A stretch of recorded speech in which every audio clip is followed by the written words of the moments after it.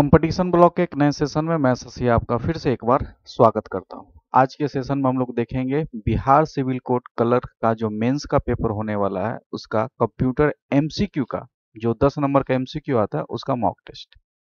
दो पार्ट में ये सेशन चल रहा है, एक मॉक टेस्ट के लिए अलग चला रहे हैं हम लोग और डिस्क्रिप्टिव के लिए अलग चला रहे हैं। तो आप ध्यान से इस सेशन पे बने रहिए। चैनल पर नए चैनल को सब्सक्राइब कर लीजिए, घंटी के बेल आइकन को प्रेस कर लीजिए जिससे कि आपको लाइव का नोटिफिकेशन मिलता रहेगा। Thank you. चलिए पहला क्वेश्चन की तरफ बढ़ते हैं। ये क्वेश्चन फुल्ली सिलेबस पे आधारित है, सिलेबस से इधर उधर कुछ नहीं है और इससे बाहर कुछ आएगा भी नहीं, तो ये पूरा सेशन आपको देखना है। पहला क्वेश्चन है, IC are related to which generation. जो आईसी है किस पीढ़ी के कंप्यूटर से संबंधित है। आप लोग को पता होगा, रीडर रीडर में भी क्वेश्चन था और ये क्वेश्चन ये टॉपिक बहुत इंपॉर्टेंट है। Generation of computer live class में हम करवा चुके हैं जो ऐप पे चल रही है। तो इसका आंसर क्या हो जाएगा, आईसी यूज होता है किस जनरेशन में, तो थर्ड जनरेशन में यूज होता है। और आपको 1 से 5 यानी पांचों जनरेशन के बारे में पता होना चाहिए, तो एक बार उसको देख लिया जाए। तो देखिए पहला जनरेशन में क्या यूज होता है, पहला जनरेशन में वैक्यूम ट्यूब यूज होता है और ये कांच का बना होता था। किसका बना होता था, कांच का बना, तो ये भी पूछ सकता है। दूसरा ट्रांजिस्टर है, सेकंड जनरेशन में क्या यूज होता है, ट्रांजिस्टर यूज होता है। तीसरा थर्ड जनरेशन में क्या यूज होता है, आईसी, ये सिलिकॉन का बना होता था, ये भी आपको पता होना चाहिए। थर्ड जनरेशन में माइक्रो प्रोसेसर, आप फोर्थ जनरेशन में आप इसको माइक्रो प्रोसेसर बोल सकते हैं। और फिफ्थ जनरेशन में एआई यूज होता है, आर्टिफिशियल इंटेलिजेंस। तो ये पांचों आपको पता होना चाहिए। टाइम फ्रेम इंपॉर्टेंट नहीं है, कम से कम ये इंपॉर्टेंट है क्या यूज होता है। यही क्वेश्चन पूछा जा रहा है आजकल। अगला क्वेश्चन है, डबल ई पी रोम का क्या फुल नेम है। देखिए रोम रैम यानी मेमोरी, इससे क्वेश्चन तो पूरा भर भर के आता है।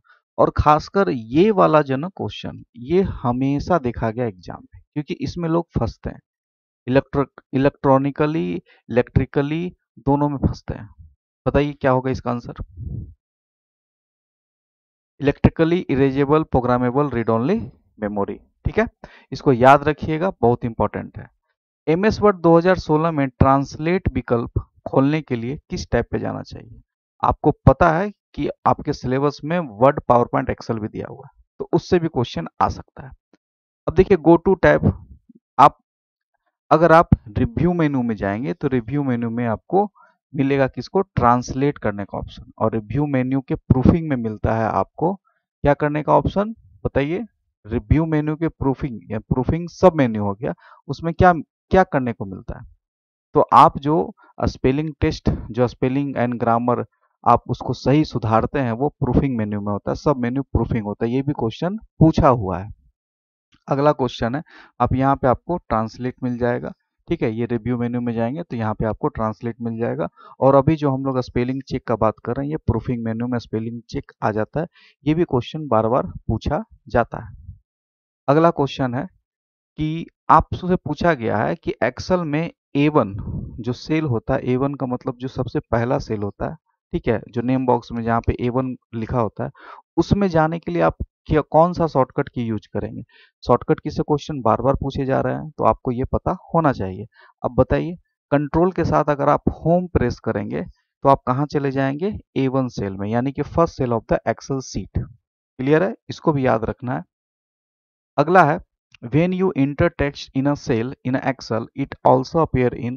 अभी आपको बताए थे, आप जब किसी भी, ध्यान से देखिएगा, आप अगर किसी भी सेल में कुछ भी यहाँ पे लिखते हैं तो ऑल्सो अपेयर इन फॉर्मूला। ठीक है, also appear in formula box. तो फॉर्मूला वाले बॉक्स में अगर आप यहाँ कुछ भी लिखते हैं तो फॉर्मूला वाले बॉक्स में भी यहाँ पे शो होता है।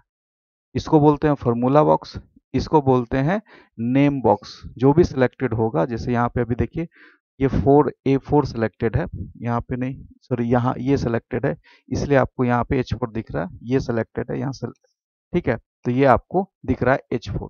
तो जो भी सिलेक्टेड होगा नेम बॉक्स में वो सेल रेफरेंस आपको दिखाया जाता है। ठीक है, तो ये भी पूछता है कि नेम सेल का एड्रेस कहाँ दिखता है, तो नेम बॉक्स में दिखता है, इसको नेम बॉक्स बोलते हैं। सबसे ऊपर क्या होता है, टाइटल बार होता है। उसके बाद यहाँ पे हेल्प मेन्यू हो जाता है, ये आपका व्यू बटन है, ये आपका जूम कंट्रोल है। ये भी पूछ सकता है कि मैक्सिमम जूम एक्सेल में कितना होता है, तो मैक्सिमम जो एक्सेल में आप 400% कर सकते हैं, पावर पॉइंट में भी 400% और वर्ड में 500% कर सकते हैं। तो इतना आपको पता होना चाहिए। चलिए अगला है when you enter text in a cell. अभी सेम क्वेश्चन है, ये फॉर्मूला बार हो जाएगा, फॉर्मूला बार में आपको दिखता है। ठीक है, चलिए ये मेमोरी से ये सेम क्वेश्चन आया हुआ था, रीडर में भी आया है और आपका क्लर्क में भी आया है कि 1024 केबी बराबर क्या होता है, 1 MB। अब देखिए मेमोरी में जो यूनिट होता है उससे क्वेश्चन आएगा ही आएगा, इसमें तो कोई दो मत की बात है ही नहीं। तो ये कम से कम आपको ये चार्ट याद होना चाहिए और यूनिट याद होना चाहिए। किलोबाइट के बाद मेगाबाइट, मेगाबाइट के बाद गीगा, टेरा, पेटा, हेक्सा। कम से कम हेक्सा भी याद रखिएगा तो काफी, उससे ज्यादा का जरूरत नहीं, उससे ज्यादा पूछेगा भी नहीं। ठीक है, बाकी आप सबको 1024 जानते हैं कि 1024 ही सब में होता है। तो सिर्फ आपको ये मेमोरी यूनिट याद रखिए क्योंकि ये भी पूछा जा सकता है। ठीक है, मेमोरी यूनिट भी पूछा जा सकता है। चलिए अगला क्वेश्चन है IPv4 का आकार। अगर आप सिविल कोड कलर का फर्स्ट शिफ्ट आप दिए होंगे प्रीलिम्स का, तो उसमें मैक एड्रेस पूछा था। ये भी अच्छा क्वेश्चन था, मैक एड्रेस पूछा था कितना बीट का होता है। ठीक है, मैक एड्रेस। अब देखिए IPv4 का जो पूछा है आकार क्या होता है। अब देखिए IPv4 का आकार यानी कि साइज, तो IPv4 होता है 32 बीट का। ठीक है, और 32 बीट क्यों होता है वो भी पता होना चाहिए, सिर्फ रटना नहीं है, सीखना भी है, कंप्यूटर आप सीखने आए हैं। अब देखिए क्या होता है, जो IPv4 एड्रेस होता है वो 4 ऑक्टेट में बांटा जाता है, पहला, दूसरा, तीसरा, चौथा। पहला ऑक्टेट में 8 बीट होता है, दूसरा ऑक्टेट भी 8 बीट होता है, तीसरा ऑक्टेट भी 8 बीट होता है, चौथा ऑक्टेट भी 8 बीट होता है। तो 8 beat 8 beat 8 beat 8 beat, total कितना हो गया, 8 गुना 4 32 बीट। तो जब भी IPv4 होगा तो 4 ऑक्टेट में बटा हुआ होगा। और IPv6 जो अभी लेटेस्ट जनरेशन है, जिसको इंटरनेट प्रोटोकॉल वर्जन 6 भी बोला जाता है, इसको इंटरनेट प्रोटोकॉल वर्जन 4 बोला जाता है, उसमें देखिए कितना है, उसमें देखिए सब 16 बीट का, 1 2 3 4 5 6 7 8, 16 बीट का टोटल 8 ऑक्टेट होता है, इसलिए उसका बीट साइज हो जाता है 128।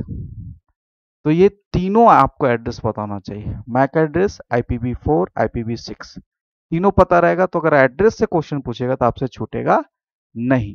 ठीक है, चलिए अगला है।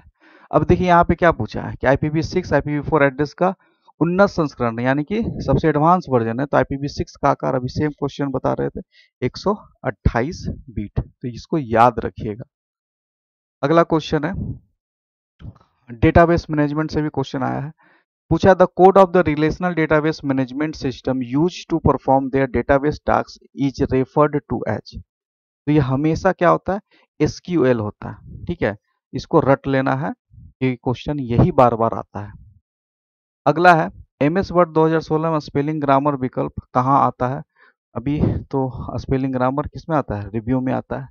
ठीक है, which of the following is a markup language. Markup language क्या होता है, HTML, और ये डिस्क्रिप्टिव में आया था, किसमें, रीडर में आया था, रीडर एग्जाम के डिस्क्रिप्टिव में आया था, HTML का फुल फॉर्म लिखना था। ठीक है, hyper text markup language. Clear है, तो इसको याद रखना है आपको। चलिए अगला CAD होता है, फुल फॉर्म पूछा, कंप्यूटर एडेड डिजाइन। बहुत लोग कॉमन एडेड डिजाइन मार के आते हैं और वो गलत करके आते हैं, तो इसको याद रखना है, कंप्यूटर एडेड डिजाइन, ये फुल फॉर्म आया हुआ भी है। अगला लिनक्स क्या है। जब ऑपरेटिंग सिस्टम आप लोग को हम पढ़ाएंगे थ्योरी क्लास में तो बताएंगे कि सबसे पहले यूनिक्स आया, ये क्या था, ये था फ्रीवेयर। ठीक है, ये फ्रीवेयर और ओपन सोर्स भी इसको बोल सकते हैं। यूनिक्स आया, फिर लिनक्स आया, उसके बाद फिर MS डॉस आया, उसके बाद फिर एप्पल, उसके बाद फिर विंडोज का, Windows XP, Windows 7, Windows Vista, XP के बाद विस्टा आया था, फिर 7, फिर 8, विंडोज 8, फिर 8.1, फिर विंडोज 10, और अभी सबसे लेटेस्ट है विंडोज 11।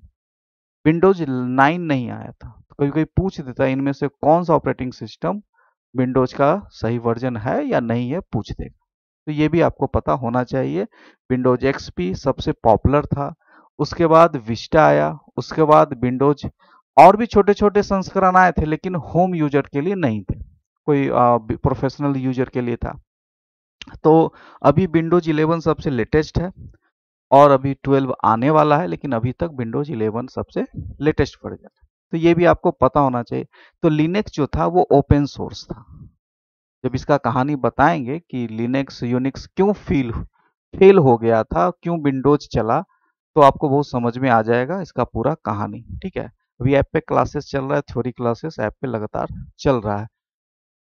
अगला है, अब देखिए एक आप लोग का एक डाउट था कि सर जो आपका जो पैक 500 रुपया का जो पैक है, ठीक है, वो 500 रुपया का जो पैक है, ये सॉरी 199 है, जो 500 रुपया का जो पैक है जिसमें आप कंप्लीट कोर्स का तैयारी करा रहे हैं अलग अलग टीचरों से, उसमें सर हमको सिर्फ कंप्यूटर पढ़ना है, तो क्या हमको कंप्यूटर को सिर्फ मिल सकता है?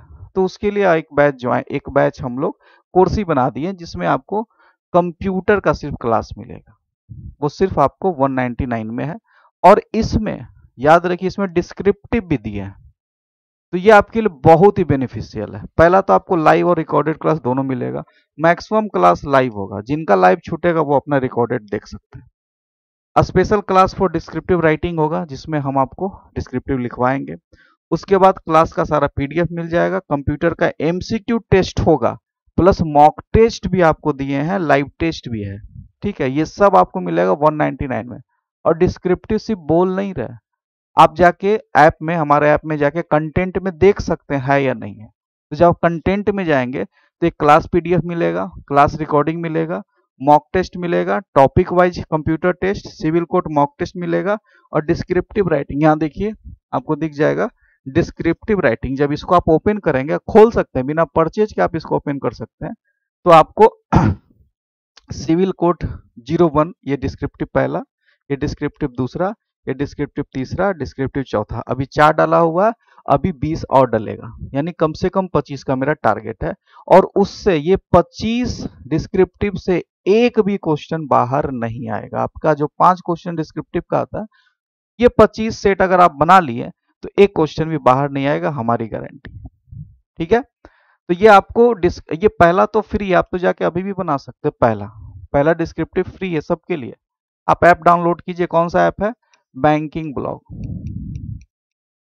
लिंक डिस्क्रिप्शन में दिया हुआ है। बैंकिंग ब्लॉग ये हमारा जो मेन चैनल है जिसमें हम लोग बैंकिंग का तैयारी कराते हैं, और एक कंपटीशन ब्लॉग जिसपे अभी आप वीडियो देख रहे हैं, ये कंपटीशन ब्लॉग है स्टेट एग्जाम की तैयारी के लिए। एक हमारा मेन चैनल है बैंकिंग ब्लॉग, ठीक है, वो हमारा मेन चैनल है जिसमें हम लोग बैंकिंग का तैयारी करवाते हैं। तो आप ये जाके अभी भी बना सकते हैं, ये फ्री है। तो आप अभी जाके बैंकिंग ब्लॉग इंस्टॉल कीजिए, और यहाँ पे आपको स्टोर मिलेगा, स्टोर में जाइए, वहाँ पे आपको ये वाला आपको पैक मिल जाएगा। एक तो ये पैक मिलेगा, और ये सब कंटेंट वो 499 वाले में भी है। ऐसा नहीं है कि सिर्फ इसमें दिए, नहीं, 499 में भी है। 499 में तो सारा सब्जेक्ट भी है, और कंप्यूटर का जो क्लास उसमें बताएं वो भी अवेलेबल है। तो लिंक डिस्क्रिप्शन में दिया हुआ है, अभी भी आपके पास समय है, तैयारी आप कर सकते हैं। अगला क्वेश्चन है, वाटरमार्क के संदर्भ में निम्नलिखित कथनों में से कौन सा सही है? Which of the following statement is true in the context of the watermark? अब वाटरमार्क क्या होता है कि वाटरमार्क टेक्स्ट के पीछे एक घोष टेक्स्ट होता है, तो उसी को बोला जाता है वाटरमार्क। ठीक है, जैसे अभी इस टेक्स्ट के पीछे ये बी का ये लोगो है, ये क्या है? वाटरमार्क है, जो आपको सिर्फ दिखेगा, होता घोष टेक्स्ट इसको बोलते हैं। अब पूछा है तीसरे जनरेशन में कंप्यूटर में निम्न में से कौन सा आईसी का यूज किया जाता है? देखिए, small scale integration, medium scale integration, ये दोनों का फुल फॉर्म भी इंपॉर्टेंट है, और यही दोनों यूज होता है, इसलिए आंसर हो जाएगा बोथ ए एंड बी। तो small scale integration, medium scale integration, इसको याद रखिएगा, यही आईसी यूज होता था थर्ड जनरेशन में। क्लियर है? अगला है, which of the following is use for the intention of extorting money from honour? निम्नलिखित में से किसका उपयोग उसके मालिक से पैसे निकालने के इरादे से किया जाता है? देखिए, ये वायरस भी आपका टॉपिक है, ध्यान से देखेंगे तो वायरस से भी क्वेश्चन पूछा जाएगा, तो ये वायरस से ही क्वेश्चन है। तो वायरस में क्या, रैंसमवेयर जो होता है, ये क्या किसी भी लोग से पैसा इस मतलब वसूलता है, मतलब ब्लैक, एक तरह से ब्लैकमेलिंग करता है। तो थ्योरी क्लास में जब आपको वायरस पढ़ाएंगे तो आपको इतना सारा वायरस के बारे में बताना है कि कौन से वायरस से क्या होता है। इतना सारा वायरस होता है, ठीक है। तो एक एक करके बताएंगे कौन वायरस से क्या होता है। तो एक बार आप जान भी जाइएगा और आपके पर्सनल नॉलेज के लिए भी ये बहुत जरूरी है। और जो भी पटना के स्टूडेंट है जो ऑफलाइन क्लास करना चाहते हैं हमारे यहाँ, तो वो इस नंबर पे संपर्क करके ऑफलाइन क्लास के बारे में जान सकते हैं, ठीक है। चलिए, अगला है फ्लैश मेमोरी के बारे में, कि flash memory is made up, किससे बना होता है। तो फ्लैश मेमोरी बना होता है EEPROM, ठीक है, इप्रोम। इसको याद रखिएगा, ये भी क्वेश्चन बार बार पूछता है। और ये भी याद रखिएगा, इसी में एक क्वेश्चन पूछता है, आप लोग कमेंट करके जवाब दीजिएगा, सबसे फास्ट मेमोरी किसको कहते हैं। ये आप कमेंट करके जवाब देना, आपको सबसे फास्ट मेमोरी किसको कहते हैं, ठीक है। चलिए, तो ये आपका आज का मॉक टेस्ट है। अगर आपको सेशन पसंद आया होगा तो आप चैनल को सब्सक्राइब कर लीजिएगा, घंटी के बेल आइकन को प्रेस कर दीजिएगा, जिससे कि आपको लाइव का नोटिफिकेशन मिलता रहे। आज के लिए इतना ही। चैनल पर नए तो चैनल को सब्सक्राइब कर दीजिए। Thank you.